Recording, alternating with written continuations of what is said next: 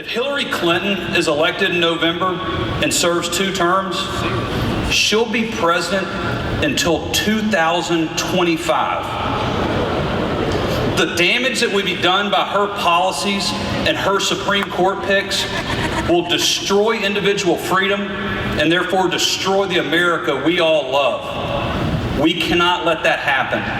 We have to unite, and we have to unite right now.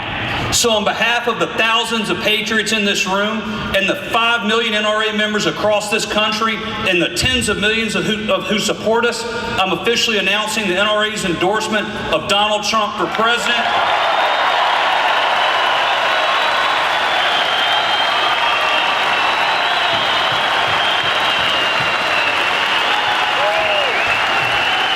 Ladies and gentlemen, the next president of the United States, Donald Trump.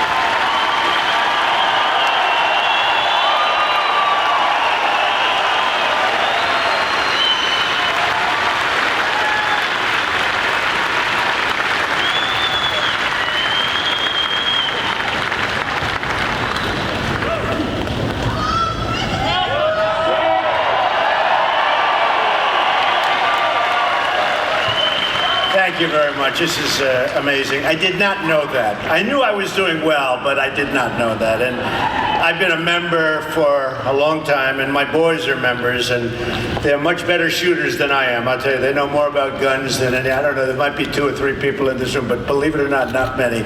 So to get the endorsement, believe me, is a fantastic honor. And I just said to Wayne and I just said to Chris, I will not let you down. Remember that. I will not let you down.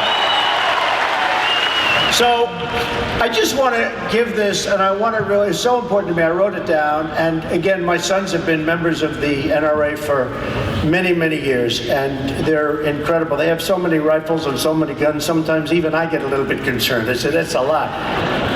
Okay, but I will tell you, they know so much about it, and really they're surrogates. They go around and speak, and every time they speak to a gun organization or a club, or people call me and they say, your boys are great boys, and boy, do they know their business. So it's one of those things, and that's the way we want it. And, you know, I mention so often we talk about Paris, or we talk about San Bernardino, and nobody had guns. You know, Paris is probably in the world the toughest place to have a gun. The toughest. France generally, but Paris in particular. And when these thugs walked in, thugs, you know, the press used to call them masterminds, right? The mastermind. We're looking, I said, that's why people are joining. That's why they're coming in, because they're using the word mastermind. Not mastermind, thugs. In fact, I called him the guy with the dirty cap. Remember the white cap? And it was filthy dirty. This was the mastermind. And actually, the press has stopped using the term. They're very dishonest people, among the most dishonest I've ever met, but they actually stopped using the term mastermind because they use that term and then they wonder why our youth is going and fighting for ISIS. They don't even know what they're fighting for. But I think it's gotten a lot better from that standpoint. But if you look at Paris, 130 people killed, hundreds of people still in the hospital, just horribly wounded, can never be the same, horribly wounded. And these guys came in, boom, boom, you over here, boom, and they just stood there and just shot everybody.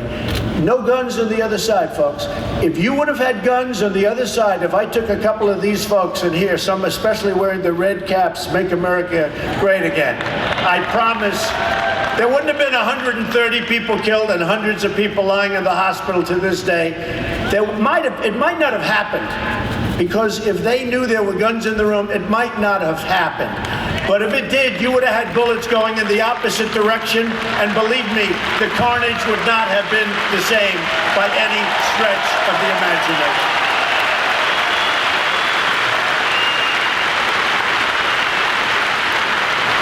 And then you have the gun-free zones. The gun-free zones, that's real. We had a case, you know, about a year and a half ago was the first I really heard of this. and where you had the 5 military people, great people. One was a master marksman, a master with anything he touched having to do with guns, weapons, anything he touched. And they were told, this is on a military base, folks, on a military base. They were told, put your guns away, got to put your guns. These are, soldiers. These are people that are representing us. These are the top of the line. These were 5 great, brave, incredible soldiers. Put your guns away. So their guns are locked up, put in a different area of the place.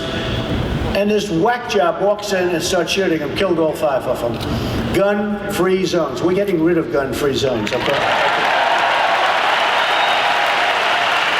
We're getting rid of that.